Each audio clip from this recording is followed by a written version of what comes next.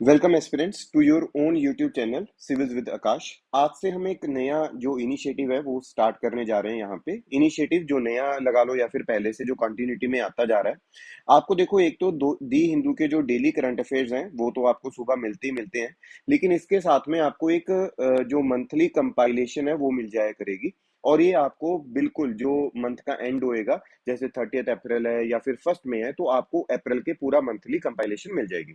लेकिन इसमें जो हम ये इनिशिएटिव है इसमें हम क्या कर रहे हैं कि इसको क्वेश्चन आंसर के फॉर्मेट में रखेंगे, ताकि आपको साथ में पता चलता रहे कि करंट अफेयर्स जो आप पढ़ रहे हो उसके क्वेश्चंस किस तरह के बन सकते हैं। है ना, ये बेनिफिट रहेगी फॉर द यूपीएससी, पीसीएस, या फिर अगर आप हिमाचल एडमिनिस्ट्रेटिव एग्जाम दे रहे हो कोई भी, तो उसके लिए ये जो वीडियो है वो बेनिफिशियल रहेगी। इसमें आपका बहुत अच्छा एक इंटरेस्ट बनेगा और आपका बहुत ज्यादा बेनिफिट होएगा, क्योंकि इसमें क्वेश्चन आंसर प्लस आपको एक प्रॉपर एक्सप्लेनेशन है जो वो यहाँ पे प्रोवाइड होगी।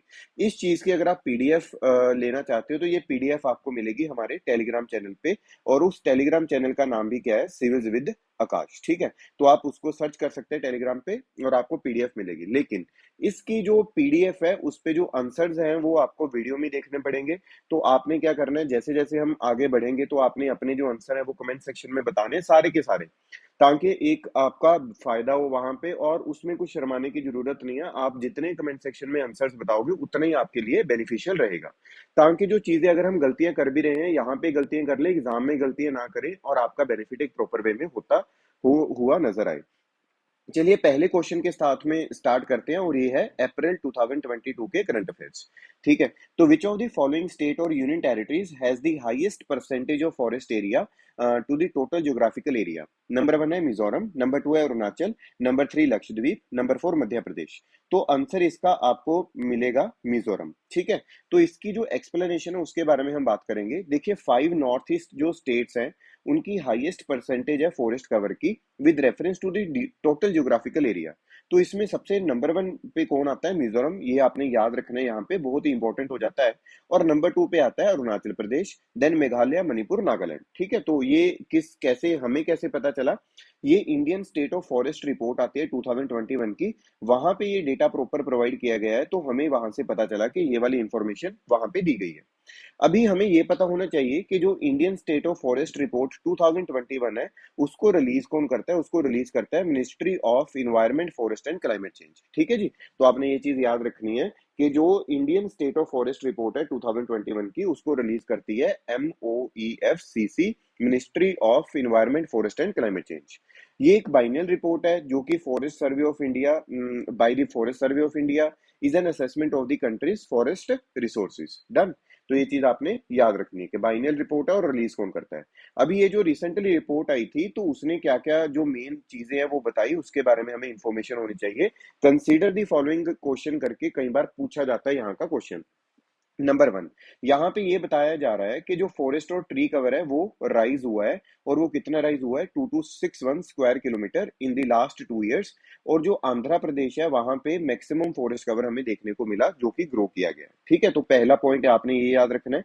नंबर 2, यहाँ पे आपने याद रखना है जो total tree and forest cover in the country includes an increase of 1540 square kilometre, उसमें से square kilometre of forest cover and 721 tree cover. तो 1540 उसमें से फॉरेस्ट कवर इंक्रीज हुआ है और 721 ट्री कवर इंक्रीज हुआ है। ये चीज आप याद रखनी है। यहाँ पे सिर्फ आप इतना याद रखना कि फॉरेस्ट कवर है जो वो ज्यादा इंक्रीज हुआ है और जो ट्री कवर है वो उससे कम इंक्रीज हुआ है। ठीक है, और ये वाला पॉइंट आपने प्रॉपर वे से याद रखना, मैं इसको स्टार मार्क कर रहा हूँ। नंबर 3, जो इंडिया का total forest and tree cover है वो अभी कितना हो चुका है, 80.9 मिलियन हेक्टेयर्स। ठीक है, और अगर मैं ये वाला पॉइंट आपने याद रखना है, 24.62% of the geographical area of the country, ये हमें यहाँ पे देखने को मिलता है। ठीक है जी, आगे चलते हैं। जो टॉप 5 स्टेट्स हैं जिनमें फॉरेस्ट कवर इंक्रीज हुआ है वो कौन कौन सी है, हमने सबसे पहले बात कर ही लिया कि सबसे पहले आंध्र प्रदेश, उसके बाद में उसी के साथ वाली, देखो इसको कैसे याद रखना है आपने। सबसे पहले आंध्र प्रदेश है, नंबर 2 है तेलंगाना। ठीक है, तो एटी, फिर उसके बाद में उसी के साथ में आ गया, फिर उसके बाद में आता है ATOK, उड़ीसा, कर्नाटका, फिर उसके बाद में झारखंड। ठीक है जी, तो आपने याद रखना है ए टॉक्च, टॉक्च TOKJ। ठीक है, ATAOKJ। तो ये चीज आपने यहाँ पे प्रॉपर वे से याद रखनी है।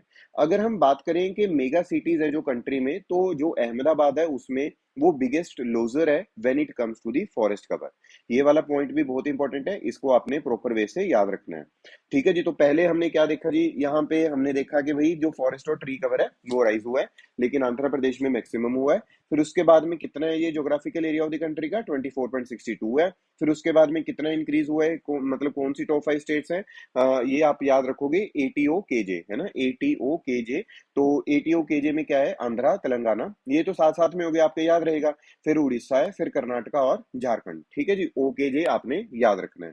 ओकेजे, एटी, यहाँ पे याद रखो, एटी ओके जे। ठीक है, एट ओके जे, एट ओके जे, अभी ये एक अच्छा बन रहा है, एट ओके जे, आंध्रा तेलंगाना उड़ीसा कर्नाटका और झारखंड। फिर आगे हमने बात किया कि बिगेस्ट लूजर कौन है, वो अहमदाबाद है ना।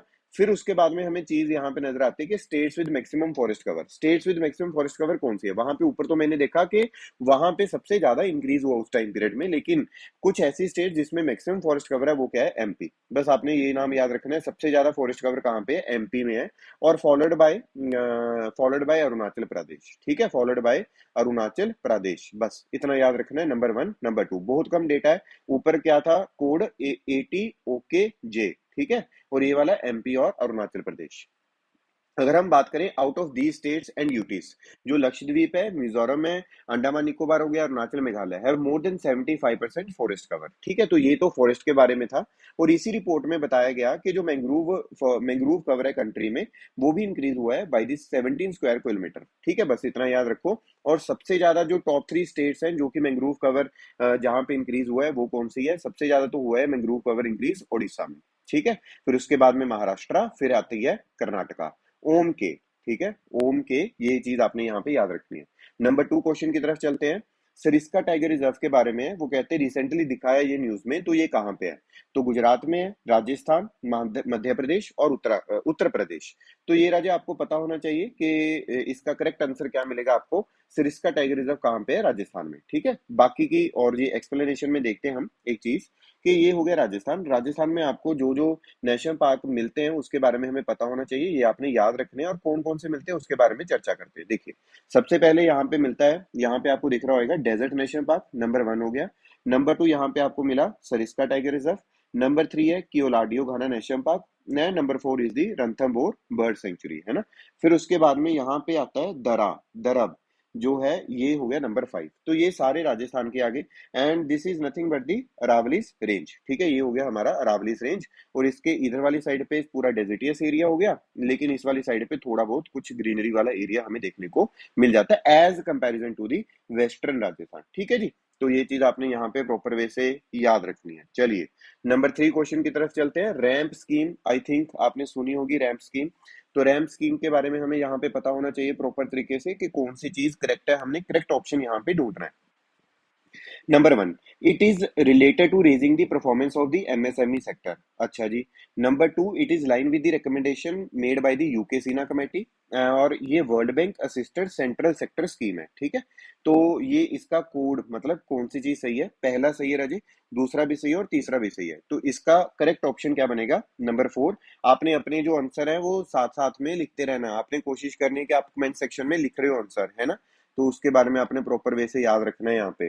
तो number 4 is the correct answer. फिर उसके बाद में अगर हम यहाँ पे एक्सप्लेनेशन देखें, तो जो यूनियन कैबिनेट है, यहाँ पे हमें पता चलता है कि वर्ल्ड बैंक असिस्टेड एक प्रोग्राम है जिसका नाम क्या है, रैंप प्रोग्राम। और रैंप प्रोग्राम का पूरा नाम क्या है भाई, raising and accelerating MSME performance. ठीक, तो रैंप स्कीम है क्या, तो यहाँ पे हम बात करेंगे। जो रैंप स्कीम है वो किस चीज के लिए, यहाँ पे एमएसएमई के लिए हमें नजर आती है। ठीक है, और ये किस मिनिस्ट्री के अंडर है, ministry of micro small and medium enterprises के अंडर।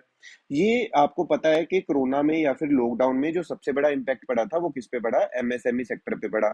और एमएसएमई हमारे इंडिया का एक ऐसा सेक्टर है जो कि एक अच्छे वे से बढ़ता है। तो यहाँ पे रिजिलियंस और रिकवरी के लिए ये चीज लाई गई है। ठीक है, फिर इसका ऑब्जेक्टिव क्या है, इसका ऑब्जेक्टिव है इस प्रोग्राम का कि हमने इंप्रूव करना है access to market and credit, strengthen करना है हमने इंस्टीट्यूशन को, और governance at the centre and state, improving centre state linkage partnership. ये मतलब बस आपने याद रखना है रैंप, रैंप में आपने याद रखना है कि मिनिस्ट्री ऑफ, ये हो गया हमारा micro small medium enterprises, MSME के लिए है, वर्ल्ड बैंक इसको असिस्ट कर रहा है, एक सेंट्रल सेक्टर स्कीम है। जो रैंप, ये जो स्कीम है ना, ये फॉर्मुलेट की थी और रिकमेंडेशन थी किसकी, यूके सिन्हा कमेटी की, केवी कम्पाथ कमाथ कमेटी की, ठीक है जी, and economic advisory council to the prime minister, ठीक है, PMEAC।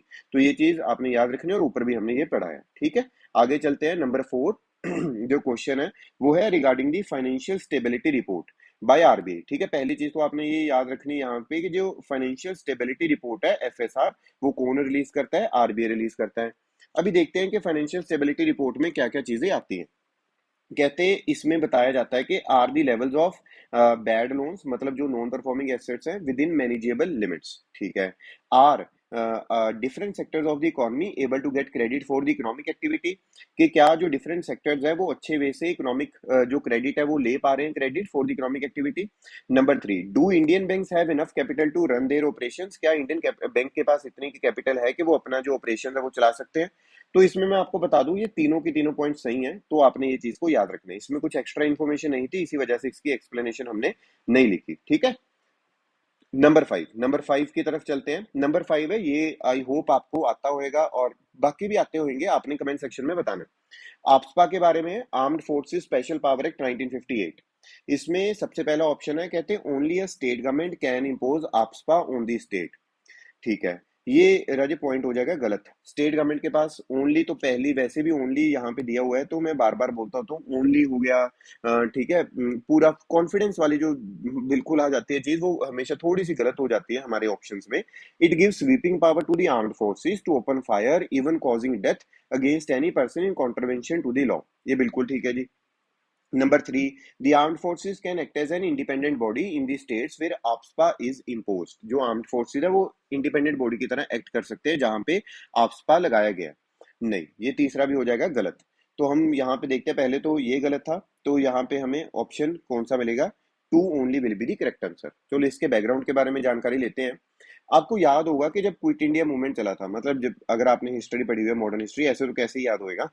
तो 15 अगस्त 1942 को ब्रिटिश कॉलोनियल गवर्नमेंट है जो वो प्रोमलिगेट करती है आफ्सपा, ठीक है। आफ्सपा को लेकर आती है, आफ्सपा को लेकर आती है उसका ऑर्डिनेंस कि भाई क्विट इंडिया मूवमेंट को हमने सुप्रेस करना है जी, ठीक है।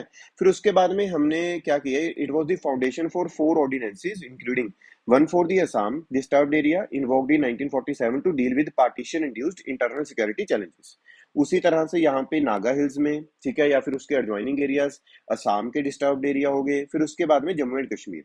तो ये जो चीज है ये इस चीज के लिए लाया गया था। तो ये आपका आपने याद रखना है इसकी बैकग्राउंड के बारे में, और ये चीजें याद रखनी है कि ये एक अनलिमिटेड सी पावर दे देता है किसको, आर्म्ड फोर्सेस को, ठीक है जी।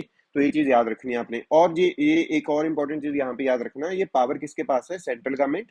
और मतलब होता है क्या है, मैं आपको एक चीज, चलो यहाँ पे एक एक्स्ट्रा चीज देखते हैं पहले। कोई भी एरिया है हम उसको एक डिस्टर्ब्ड एरिया डिक्लेयर कर सकते हैं under section 3 of the AFSPA act, ठीक है। और उस डिस्टर्ब्ड एरिया को डिक्लेयर करने के लिए पावर सेंटर के पास है, गवर्नर के पास है और एडमिनिस्ट्रेटर के पास है। तो अगर इनमें से किसी ने भी ये एरिया को डिस्टर्ब्ड एरिया डिक्लेयर कर दिया तो वहां पे क्या इम्पोज हो जाएगा, आफ्सपा इम्पोज हो जाएगा, ठीक है जी। चलिए नंबर 6 की तरफ चलते हैं। प्रेसिडेंट रूल के रिगार्डिंग है, ये आपको आता होएगा क्योंकि ऑब्वियसली ये है चीज क्या, ये आपका पॉलिटी का सेक्शन है। आर्टिकल 356 के लिए बात कर रहे हैं, मतलब प्रेसिडेंट रूल के लिए बात कर रहे हैं। कहते हैं every proclamation of the president rule must be approved by both the houses of parliament with in a stipulated time, ठीक है, एक स्टिपुलेटेड टाइम में उसको करना चाहिए। तो इनकरेक्ट यहाँ पे राजे हमने बताना है प्रॉपर। तो पहली चीज तो सही होगी। Number 2, it can not be imposed without the written recommendation of the governor of the concerned state. नहीं, जरूरी नहीं है गवर्नर, अदरवाइज भी वो इम्पोज किया जा सकता है। तो हाँ, गवर्नर की रिकमेंडेशन मानते हैं, लेकिन तीसरा पॉइंट वहां पे बुक में ये भी लिखा हुआ है कि अदरवाइज वो इम्पोज कर सकते हैं। तो ये क्या हो गया, गलत हो गया। तो इसका आंसर क्या बनेगा, 2 ओनली, ठीक है जी। चलिए नेक्स्ट चीज की तरफ चलेंगे। नंबर 7 है the establishment of the CBI was recommended by Santhanam committee on prevention of corruption, ठीक है, on the prevention of corruption. तो इसमें सबसे पहली तो ये चीज होगी, तो ये तो बिल्कुल सही पॉइंट है। Number 2, CBI comes under the ministry of home affairs, ये क्या हो गया, गलत हो गया, क्योंकि सीबीआई किसके अंडर आता है आपको पता होना चाहिए, department of personnel and training के अंडर आता है, ठीक है। तो इसका आंसर क्या होएगा, 1 ओनली, राइट। चलिए 8th जो है उसकी तरफ चलते हैं। कंसिडर देखिए जो करंट अफेयर रिलेटेड नहीं है, जो कुछ स्टैटिक पार्ट के रिलेटेड है, उसका हमने एक्सप्लेनेशन नहीं डाली एज सच। तो जो हमारे करंट अफेयर रिलेटेड है, जो नई चीजें हैं, सारी एक्सप्लेनेशन आपको मिलेगी, एक्स्ट्रा चीजें आपको मिलती नजर आएंगी। चलिए अगली अगली न्यूज की तरफ चलते हैं। अगली न्यूज क्या है यहाँ पे कि RBI primarily factors in wholesale inflation while making its bimonthly monetary policy. तो होलसेल इन्फ्लेशन में तो नहीं बात करते भाई, वो तो किस में करते हैं, वो बात करते हैं, आपको पता होना चाहिए इस चीज के बारे में। एक तो होती है प्रोड्यूसर प्राइस इंडेक्स, एक होलसेल प्राइस इंडेक्स, और एक होता है कंज्यूमर प्राइस इंडेक्स। ठीक है, तो वो जो आरबीआई है वो किस में करती है, सीपीआई में करती है। और सीपीआई किस में, कंबाइंड में, रूरल प्लस अर्बन वाली में। तो सीपीआई कंबाइंड को देखते हैं यहाँ पे। तो ये जो पॉइंट है वो हमारा क्या हो जाएगा, गलत, और हमने देखना है करेक्ट। ठीक है, तो पहला अगर गलत है, ये भी गलत, ये भी गलत, और फिर बाकी देखते हैं, है ना। तो broad based domestic and global economic recovery can lead to rise in the inflation. Domestic and global economic अगर रिकवरी हो रही है तो वो राइज कर सकती है इन्फ्लेशन में, ये बिल्कुल सही पॉइंट है। तो two only will be the correct answer. ऐसा क्यों, जब जब रिकवरी होती है तो लोगों के पास ज्यादा पैसा आएगा, अगर ज्यादा पैसा आएगा तो ऑब्वियसली क्या होगी, जो डिमांड है वो भी इंक्रीज हो सकती है। अगर डिमांड इंक्रीज होती है तो सप्लाई अगर उतनी है, अगर सप्लाई इंक्रीज नहीं हुई तो इन्फ्लेशन क्या हो सकती है, यहाँ पे राइज हो सकती है। ठीक है जी। इसके बारे में कुछ और थोड़ी सी एक्स्ट्रा इन्फॉर्मेशन देखते हैं। दो तरह की इन्फ्लेशन रहती है, एक हेडलाइन इन्फ्लेशन और एक होती है कोर इन्फ्लेशन। देखिए हेडलाइन इन्फ्लेशन में हम total inflation of the economy देखते हैं, पूरा का पूरा इकोनॉमी का जितना भी इन्फ्लेशन है, सारी चीजों को हम काउंट करते हैं। और कोर इन्फ्लेशन जो होती है हमारी, इस term used to denote the extent of inflation in an economy. ठीक है, लेकिन कोर इन्फ्लेशन में क्या नहीं आता, कोर इन्फ्लेशन में नहीं आता, हेडलाइन इन्फ्लेशन में से हम price of food, fuel and other volatile commodities को निकाल देते हैं, तो कोर इन्फ्लेशन हमारे पास आती है। और मैं आपको बता दूं, ये जो कॉन्सेप्ट है कोर इन्फ्लेशन का, ये आया था यूएसए से, यूनाइटेड स्टेट्स ऑफ अमेरिका से। डन। चलिए नेक्स्ट चीज की तरफ बढ़ते हैं। नेक्स्ट चीज है राजे हमारे पास, वो है ninth question, regarding the with reference to the pension fund regulatory and development authority consider the following statement PFRDA। PFRDA ठीक है, तो PFRDA के बारे में हमें पता होना चाहिए यहाँ पे। तो PFRDA में हम पता करते हैं इसका आंसर, पहले देखते हैं। It works under the department of financial services under the ministry of finance. ठीक है, department of financial services under the ministry of finance, पहली चीज ये बोल रहा है। Number two, it regulates the national pension system subscribed by the employees of private institutions, organisation and unorganised sectors. तो इसका हमें क्या पता होना चाहिए, प्रॉपर आंसर पता होना चाहिए। पहली चीज, जो पीएफआरडीए रजे वो बिल्कुल department of financial services, ministry of finance के अंडर आता है। नंबर टू, ये भी बिल्कुल सही है, तो इसका आंसर आएगा three, both one and two. चलिए इसके लिए एक्सप्लेनेशन पढ़ते हैं। पीएफआरडीए एक स्टैट्यूटरी अथॉरिटी है, बहुत इंपॉर्टेंट पॉइंट। एस्टेब्लिश हुआ था by the enactment of the parliament, जो कि रेगुलेट करती है और प्रमोट करती है, इंश्योर करती है नेशनल पेंशन सिस्टम को। ये वर्क करती है under the department of financial services under the ministry of finance. ठीक है जी। और ये परफॉर्म करती है functions of appointing various intermediate agencies like pension fund managers हो गए, सेंट्रल रिकॉर्ड कीपिंग एजेंसीज होगी, सीआरए एक्सेट्रा। डन हो गया जी बात, ये आपने यहाँ पे प्रॉपर वे से क्या करनी है, याद रखनी है। चलो नेक्स्ट चीज की बात करेंगे। Number 10, the term London convention often seen in the news is related to. जो लंदन कन्वेंशन है वो किस चीज से रिलेटेड है, यहाँ पे हमें ये पता करना है। तो जो लंदन कन्वेंशन है वो चाइल्ड लेबर नंबर वन है, number two anti microbial resistance, number three marine pollution and number four is cyber crime.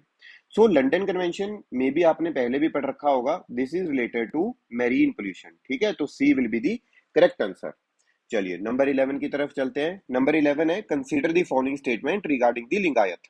Lingayat के बारे में आपने देखा होगा, तो लिंगायत के बारे में देखते हैं। Lingayats are the followers. ठीक है, जो लिंगायत है वो कहते हैं फॉलोअर है किनके, followers of the 12th century poet philosopher social reformer Basaveshwara. ठीक है, number one. Number two, the people of the community are the polytheist. जो पीपल है इस कम्युनिटी के वो पॉलिथिस्ट है, ये यहाँ पे बोली जा रही है। देखिए पहली जो स्टेटमेंट है राजी, उसके बारे में सबसे पहले चर्चा करेंगे। आपने अपना आंसर है जो वो कमेंट सेक्शन में या फिर जो भी कॉपी में आप लिखना चाह रहे हो वहां पे लिख लेना है। ठीक है जी। तो देखो ना, उससे ही आपको ज्यादा चीज है जो पता चलेगी। देखिए पहली जो स्टेटमेंट है यहाँ पे बिल्कुल सही है, the people of the community are polytheist. Polytheist का राजे मतलब क्या होता है कि जो लोग बिलीव कर रहे हैं इन दी वर्शिप, और जो वर्शिप कर रहे हैं मोर देन वन गॉड, उसको हम बोलते हैं पॉलिथिस्टिक। तो ये यहाँ पे जो ऑप्शन है वो गलत हो जाएगा, यहाँ पे ऑप्शन आएगा इसका वन ओनली। ठीक है, तो इसका ऑप्शन यहाँ पे बनता है 11th जो हमारा क्वेश्चन है, इसका आंसर बनेगा हमारा वन ओनली। तो इसके बारे में लिंगायतिज्म के बारे में और देखते हैं। जो लिंगायत है वो एक शेवियाइट हिंदू रिलीजियस ट्रेडिशन है। इनका द टर्म्स लिंगायतिज्म और वीराशैविज्म ये सिनोनिमसली हम यूज करते हैं, but they are not the same. ठीक है, ये चीज यहाँ पे आपने याद रखनी है।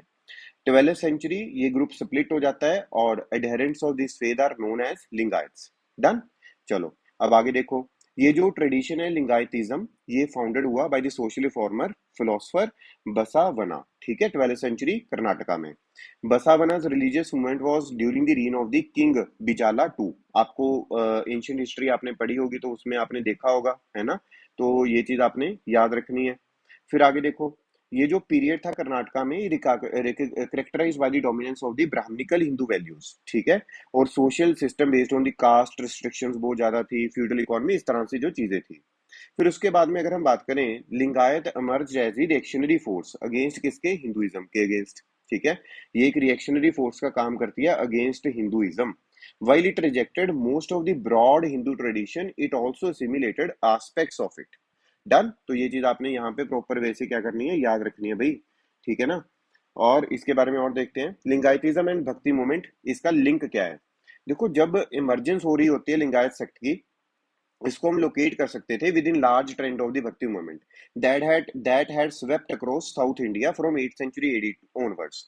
ये जो भक्ति ट्रेडिशन है, it was a social reform movement that developed around Hindu gods and goddess, but split away from the Hindu fold by offering a path to spirituality regardless of their caste and creed।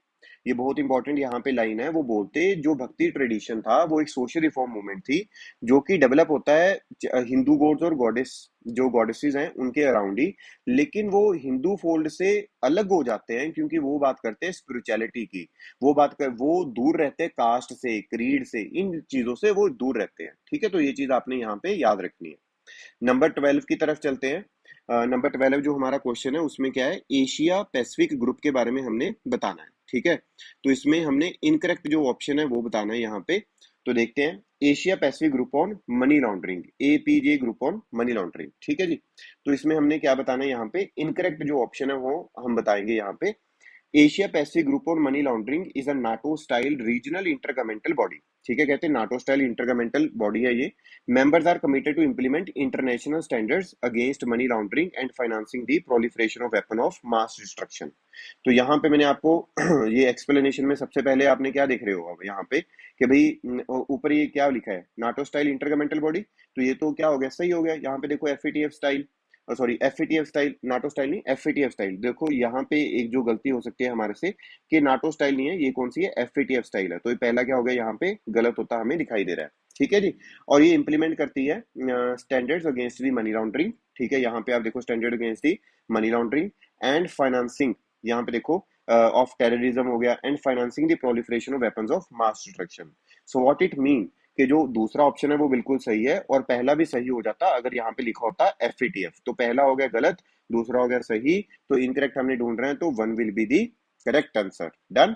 देखो तीसरा option यहाँ पे देखते हैं और क्या है यहाँ पे, jurisdiction that join the APG either as members or observer commit to the recommendation of the FATF। ठीक है जी, तो ये चीज आपने याद रखनी है। चलिए नंबर 13 की तरफ चलते हैं। Consider the following statement with reference to the electronically transmitted postal ballot system. ठीक है, ETPBS, electronically transmitted postal ballot system. सबसे पहली चीज यहाँ पे हमें क्या पता चलती है कि कहते अंडर द सिस्टम, यहाँ पे बोला जा रहा है कि postal ballots are sent electronically to registered service voters. ठीक है, जो रजिस्टर्ड सर्विस वोटर्स है उनको ये जो चीज है वो भेज दी जाती है। ठीक है, पहली चीज। Number 2, conduct of election rules 1961 originally did not allow service voters to use the ETPBS। तो इसमें से नॉट करेक्ट हमने देखना है राजे। पहला ऑप्शन भी गलत है, ठीक है, और नंबर 2 भी गलत है, तो नाइदर वन नीदर टू आएगा। इसके बारे में एक्सप्लेनेशन देखते हैं। सबसे पहली चीज ETPBS, ठीक है, ये डेवलप किया था इलेक्शन कमीशन ऑफ इंडिया और हेल्प ली सीडेक की for the use of service voters. फिर उसके बाद में ये एक फुली सिक्योर्ड सिस्टम है जिसकी 2 लेयर्स ऑफ सिक्योरिटी है। नंबर 1 है secrecy is maintain through the use of OTP and PIN. No duplication of the casted ETPBS is possible due to the unique QR code. Number 2, जो लोग काम कर रहे हैं in the paramilitary forces, military, government officials deployed in the diplomatic missions, ठीक है, उनको हम क्या बोलते हैं, सर्विस वोटर्स। ये आपने चीज ध्यान में रखनी है, यहाँ पे बहुत इंपॉर्टेंट चीज है, सर्विस वोटर किनको बोलते हैं। फिर उसके बाद में are classified as service voters. अब class of electors who are eligible, eligible कौन कौन है, नंबर वन यहाँ पे हो गया सर्विस वोटर्स, ठीक है, other than those who opt for proxy voting, ठीक है ना, कई लोग प्रॉक्सी वोटिंग भी बोल देते हैं कि मेरी जगह पे जाके कोई और वोटिंग करके आएगा, मैं उसको बता दूंगा किसको वोट डालना है, वो वाली चीज को छोड़ के। फिर उसके बाद है wife of the service voter who ordinarily resides with him, और ओवरसीज वोटर्स, ये यहाँ पे पार्ट यहाँ पे ले सकते हैं, अदरवाइज कोई नहीं ले सकता, ठीक है। चलो, ये हो गया। नंबर 14 की तरफ चलते हैं, पार्टिसिपेटरी नोट्स। जो पार्टिसिपेटरी नोट्स हैं उनके बारे में यहाँ पे क्वेश्चन पूछा गया है। कहते हैं जी, P notes investment in the Indian market is allowed in which of the following instrument. तो पी नोट्स देखो, डेट में कहते कर सकते हैं, इक्विटी में, डेरिवेटिव में, हाइब्रिड सिक्योरिटीज में। राजे याद रखना है, चारों की चारों में कर सकते हैं, कोई दिक्कत वाली बात ही नहीं है। एक्सप्लेनेशन देखते हैं इस चीज की। जो पी नोट्स हैं वो एक फाइनेंशियल इंस्ट्रूमेंट्स हैं जो कि इशू करता है registered foreign institutional investor FII to an overseas investor, ठीक है। फिर उसके बाद में देखो, ये आपको एक्सप्लेनेशन पढ़ने की जरूरत नहीं पड़ेगी, यहाँ पे हम समझते हैं। लेट्स से ये हमारी कंट्री है इंडिया, इंडिया, और यहाँ पे कोई कंट्री है, यहाँ पे कोई एक कंट्री है यूएसए। यूएसए की एक कंपनी आती है इंडिया में, ठीक है, और इस कंपनी का नाम है एबीसी कंपनी। एबीसी कंपनी आके यहाँ पे क्या करती है, एक अच्छे वे से रजिस्ट्रेशन करवाती है, और रजिस्ट्रेशन करवाने के बाद में यहाँ पे अपना जो वर्क है वो करना यहाँ पे स्टार्ट कर देती है, ठीक है। ये चीज हमें समझ में आएगी। फिर उसके बाद में जब हमें ये चीज पता चलती है कि वर्क करना स्टार्ट कर देती है, ठीक है जी, यहाँ पे ये तो कंपनी रजिस्टर होगी, और रजिस्टर किसके साथ में होती है, सेबी के साथ में। नंबर टू, फिर यहाँ पे यूएसए में कुछ दो तीन लोग ऐसे हैं जिनके पास मनी बहुत ज्यादा है, लेकिन वो अपना जो सोर्स है वो डिक्लेयर नहीं करना चाहते कि हमारी कंपनी का नाम ये है, हम ये है, ये हम वो है, वो बताना नहीं चाहते। तो यहाँ पे मैं आपको बता दूं कि जो डीमैट अकाउंट है तो ऑब्वियसली वो तो बन जाएगा इस कंपनी का, क्योंकि ये तो कंपनी रजिस्टर होगी सेबी के साथ। तो ये लोग क्या करते हैं, ये वाला जो कंपनी थी इससे बोलेंगे कि हमें थोड़े टाइम के लिए अपना डीमैट अकाउंट दे दो, because we wanted to invest in the India, ठीक है, लेकिन अपना सोर्स नहीं बताना चाहते कि भाई इंडिया में हम इन्वेस्टमेंट कर रहे हैं एज अ के यूएसए के लोग हैं हम, या फिर कौन से लोग हैं, ये नहीं बताना चाह रहे यहाँ पे। तो ये चीज आपने याद रखनी है, और इसी चीज को हम क्या बोलते हैं, पी नोट्स बोलते हैं। ये देखिए अब क्या है, इसमें यही लिखा हुआ है, फाइनेंशियल इंस्ट्रूमेंट है issued by registered foreign institutional investor to an overseas investor who wishes to invest in Indian stocks market without registering themselves with the SEBI, ठीक है। सेबी के साथ में तो दूसरी कंपनी हुई थी, वो तीन बंदे तो होना नहीं चाह रहे थे। Number two, offshore derivative instruments होते हैं। Number three, provide liquidity to the investor. Number four, while the FIA have to report all such investment each quarter to SEBI, they need to disclose the identity of the actual investors, ठीक है। चलिए next question की तरफ चलते हैं, number 15। Consider the following statement regarding the world organisation for animal health, OIE के बारे में यहाँ पे बताया जा रहा है, पूछा जा रहा है। Number one, OIE standards are recognised by the WHO, ठीक है, कहते हैं जो OIE स्टैंडर्ड्स हैं उसको रिकॉग्नाइज करता है WHO, ठीक है, as reference international sanitary rules. नहीं, यहाँ पे ये चीज गलत होगी कि सैनिटरी रूल्स के लिए WHO इसको रिकॉग्नाइज करता है, ये बिल्कुल हो गया गलत। Number two, India is a member country of the OIE, ये ठीक है, हेडक्वार्टर पेरिस फ्रांस में है, ये भी ठीक है। तो इसका आंसर क्या बनेगा, नंबर थ्री। इसके लिए इतनी इंफॉर्मेशन एनफ है, एक्स्ट्रा की जरूरत नहीं है, तो आपने ये चीज को याद रखना है, ठीक है जी।